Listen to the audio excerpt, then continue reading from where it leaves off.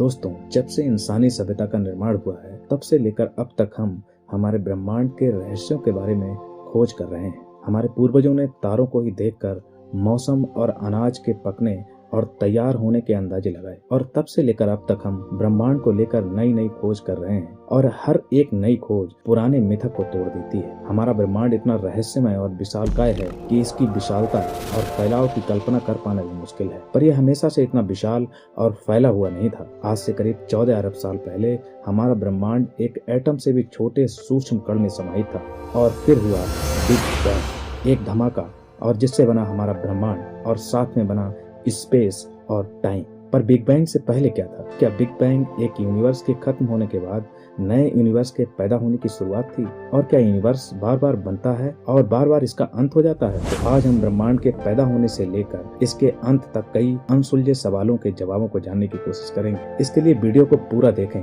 और चैनल को सब्सक्राइब कर बने रहें द मिस्टीरियस ग्लांस परिवार के साथ। जैसा कि हम सभी जानते हैं कि एटम से भी छोटे सूक्ष्म कण में विस्फोट हुआ और हमारा ब्रह्मांड अस्तित्व में आया, जिसे बिग बैंग कहा जाता है। पर सवाल वही है कि एटम से भी छोटा कण सिंगुलरिटी की वजह से बना था, पर इससे पहले क्या था? इसका जवाब हमें ब्रह्मांड की उत्पत्ति की दूसरी थ्योरीज में मिल सकता है। सन 1941 में ग्रेट कॉस्मोलॉजिस्ट एलन संडेज ने ब्रह्मांड की उत्पत्ति को लेकर एक अलग थ्योरी दी, जिसे ऑक्सीलेटिंग थ्योरी कहा जाता है। इन्होंने अपनी थ्योरी में बताया कि हमारे ब्रह्मांड का विस्तार हो रहा है और 12.8 अरब प्रकाश वर्ष के बाद हमारा ब्रह्मांड सिकुड़ने लगेगा और फिर एक एटम से भी छोटे कण में समाहित हो जाएगा। इसके बाद फिर एक बिग बैंग होगा और फिर सिकुड़ना शुरू हो जाएगा और फिर ब्रह्मांड एक सूक्ष्म कण में समाहित हो जाएगा और ये यूनिवर्स के पैदा होने और खत्म होने की साइकिल चलती रहेगी। इस थ्योरी से ये तो समझ में आता है कि बिग बैंग से पहले दूसरा ब्रह्मांड था, जिसके सिकुड़ने की वजह से सूक्ष्म कण बना और फिर बिग बैंग हुआ, जिससे हमारा ब्रह्मांड बना। पर सवाल अभी तक जैसा का तैसा ही है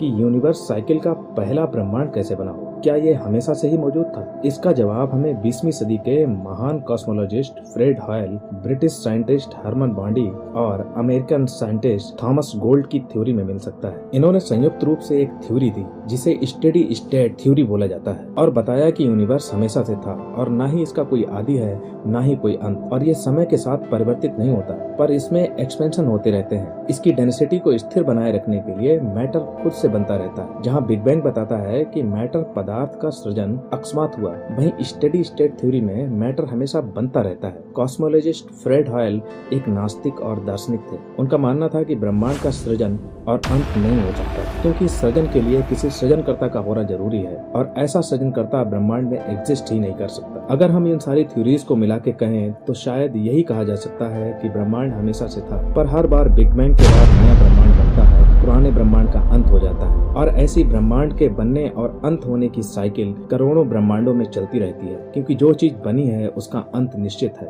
और हमारे ब्रह्मांड का भी अंत होगा। कई सारे कॉस्मोलॉजिस्ट ने हमारे ब्रह्मांड के अंत को लेकर अलग अलग तरह की संभावनाएं बताई हैं, जिसमें पहली संभावना है द बिग रिप। इस संभावना के अकॉर्डिंग ब्रह्मांड में तब तक एक्सपेंशन होता रहेगा जब तक कि एक एक एटम टूटकर इधर उधर फैल नहीं जाता। ये ब्रह्मांड के अंत की सबसे भयानक घटना होगी, लेकिन ब्रह्मांड को इस अवस्था में देखने के लिए हम जीवित नहीं रहेंगे, क्योंकि इस अवस्था तक पहुंचने से पहले हमारे ग्रह, तारे, आकाशगंगाएं और हम सभी नष्ट हो चुके होंगे। कॉस्मोलॉजिस्ट साइंटिस्ट ने इस घटना को आज से करीब 23 अरब साल बाद होने की संभावना को बताया है। ऐसी संभावनाओं की सिर्फ कल्पना ही की जा सकती है। इसी तरह एक कल्पना और संभावना बिग फ्रीज की भी है।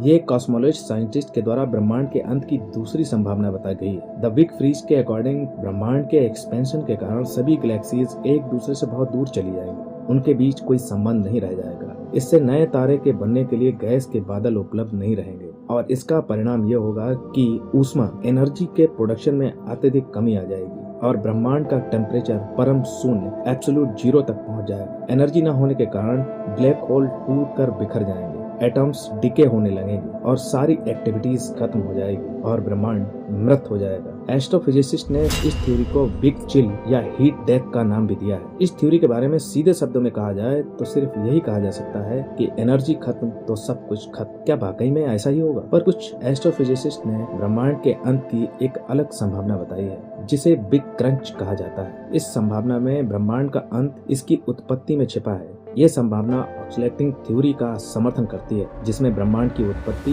एक सूक्ष्म कण से हुई और यह फैलता जा रहा है, पर एक समय के बाद इसका फैलाव रुक जाएगा। ये सिकुड़ना शुरू कर देगा और सिकुड़कर फिर एक एटम से भी सूक्ष्म कण में समाहित हो जाएगा, जिससे ब्रह्मांड का अंत हो जाएगा और फिर से एक नए ब्रह्मांड की उत्पत्ति होगी। क्या पता हमारा ब्रह्मांड किसी अन्य ब्रह्मांड के पश्चात ही अस्तित्व में आया हो, पर क्या ऐसा नहीं हो सकता कि हमारे ब्रह्मांड में भी दूसरे ब्रह्मांड का जन्म हो जाए? क्योंकि गॉड पार्टिकल या हिग्स बोसन पार्टिकल ब्रह्मांड को द्रव्यमान देने का काम करता है। हर चीज का द्रव्यमान हिग्स बोसन से ही बना है और हो सकता है कि हमारे ब्रह्मांड में हिग्स बोसन की वजह से दूसरे ब्रह्मांड की उत्पत्ति हो जाए और नया ब्रह्मांड हमारे ब्रह्मांड को नष्ट कर दे। इस संभावना को कॉस्मोलॉजिस्ट द बिग स्लैप बोलते हैं। तो आपको क्या लगता है, इन संभावनाओं में से ऐसी कौन सी प्रबल संभावना है जिससे हमारे ब्रह्मांड का अंत होगा? कमेंट कर जरूर बताइएगा। डिस्क्रिप्शन में दिए गए लिंक से आप यूनिवर्स से रिलेटेड हमारे और वीडियो भी देख सकते हैं। यूनिवर्स और मिस्टीरियस वीडियोस को देखने के लिए और द मिस्टीरियस ग्लांस परिवार का हिस्सा बनने के लिए चैनल को सब्सक्राइब कर लीजिए। वीडियो अच्छा लगा हो तो लाइक, शेयर, कमेंट जरूर कीजिएगा। मिलते हैं नए वीडियो में। Thank you.